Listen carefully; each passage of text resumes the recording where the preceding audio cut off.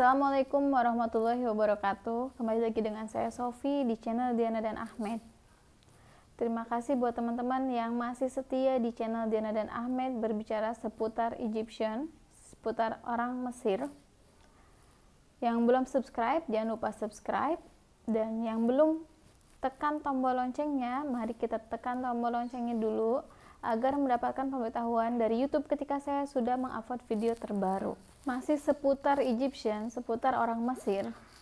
Teman-teman masih penasaran ya dengan orang Mesir? Memang berbicara seputar orang Mesir, seputar Egyptian itu tidak akan pernah habis karena memang mereka ini sangatlah unik.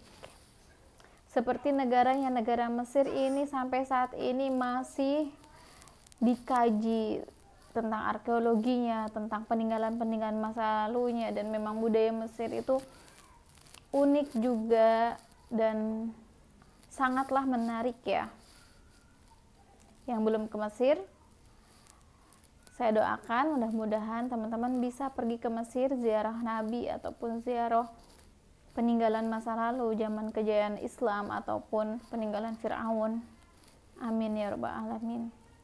Dan yang sedang LDR-an, saya doakan semoga bertemu dengan babang Mesirnya dan semoga Anda berjodoh dengan orang Mesir yang baik.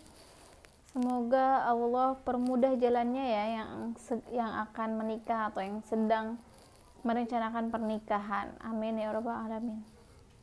Baik teman-teman, ada pertanyaan ya dari channel YouTube saya, Ani Kurnia. Mau tanya, masa COVID ini bagaimana kalau minta nikah di negaranya? Gimana menurut Mbak Dian? Oh, bukan Mbak Dian ya, Mbak Sofia. Baik, saya ulang lagi pertanyaannya ya. Masa COVID ini bagaimana kalau minta nikah di negaranya? Ya nggak apa-apa. Menurut saya, mau nikah di Mesir, mau nikah di Indonesia, itu nggak ada masalah, silahkan. Yang jadi permasalahannya, kalau di Mesir yang lelah berpikir dan banyak keluar uang, tentu laki-laki, karena dia negaranya, dia yang tahu tempat-tempat pemerintahan ya, karena kan kalau ngurus-ngurus pernikahan itu di tempat-tempat pemerintahan. Kalau kita kan kayak KUA, kementerian atau apa seperti itu ya. Dan yang menggaidkan dia sepihak laki-laki. Dan tentu dia juga yang keluar uang.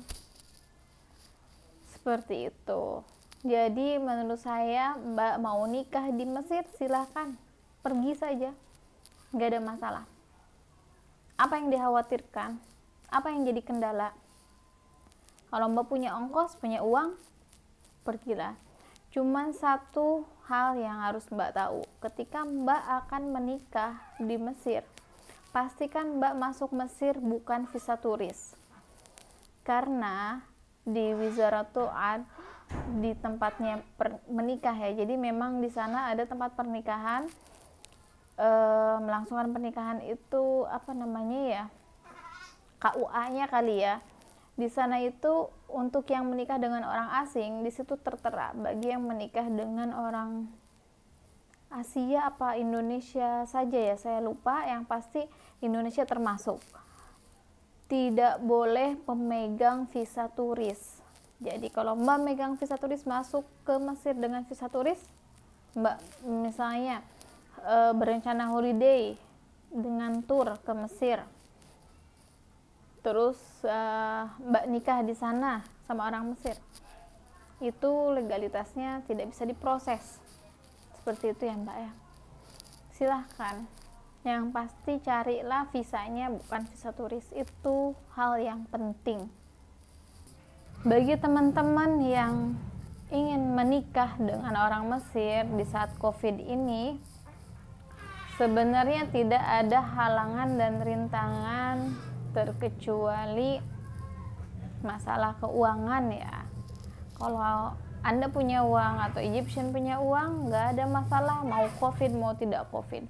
Kalau Anda tidak punya uang dan Egyptian tidak punya uang, meskipun tidak ada COVID, tidak bisa berlangsung karena pernikahan beda negara dengan orang asing, itu tentu mengeluarkan banyak uang. Ngurus-ngurus surat di Indonesia itu mahal, dan apalagi yang Anda tinggal di luar kota, di luar pulau Jawa atau di luar Jakarta, di luar kota, itu harus bolak-balik ke Jakarta, itu mengeluarkan dana. Dan kalau misalnya Egyptiannya mau masuk ke Indonesia sekarang bisa, nggak ada visa turis memang, tapi bisa masuk visa bisnis. Banyak agent juga kan yang menangani visa untuk orang asing masuk ke Indonesia. Jadi yang jadi masalah itu memang ada kemauan atau tidak, Egyptiannya mau menikahi Anda atau tidak, itu yang jadi masalah. Mungkin uang bisa diusahakan seperti itu. Jadi yang serius itu pasti datang, bagaimanapun caranya dia akan datang menemui Anda, dan Anda berdoa saja mudah-mudahan Egyptiannya diberi rezeki, diberi kelancaran, yang nggak punya waktu karena kerja terus bisa dapat libur untuk datang ke Indonesia menikahi Anda. Ada beberapa yang baru-baru ini menikah dan bulan-bulan sebelumnya juga menikah dengan Egyptiannya datang ke Indonesia masuk dengan visa bisnis karena ingin menikah dengan kekasihnya ya, takut mungkin kekasihnya yang di Indonesia dilamar orang, jadi buru-buru datang ke Indonesia meskipun mengeluarkan dana banyak karena harus menggunakan visa bisnis. Nah itu kalau memang serius akan diperjuangkan ya, tidak ada masalah. Kalau misalnya tidak serius, 1000 alasan akan dikeluarkan. Tapi kalau serius, 1000 cara akan dicari. Bagi teman-teman yang memang ketemu dengan Egyptian online, lalu akan menikah ke Mesir, datang sendiri,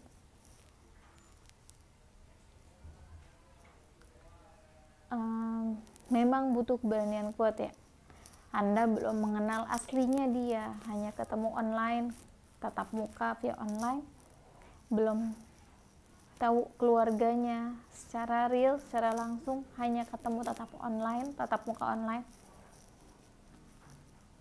Dan banyak-banyak berdoa tentunya ya, banyak-banyak memperbaiki diri juga, Allah akan pantaskan jodoh kita, insya Allah. Jodoh yang baik untuk yang baik insya Allah. Jadi teruslah memperbaiki diri dan meminta sama Allah, sama Tuhan kita untuk mendapatkan orang yang baik dan berada di lingkungan yang baik.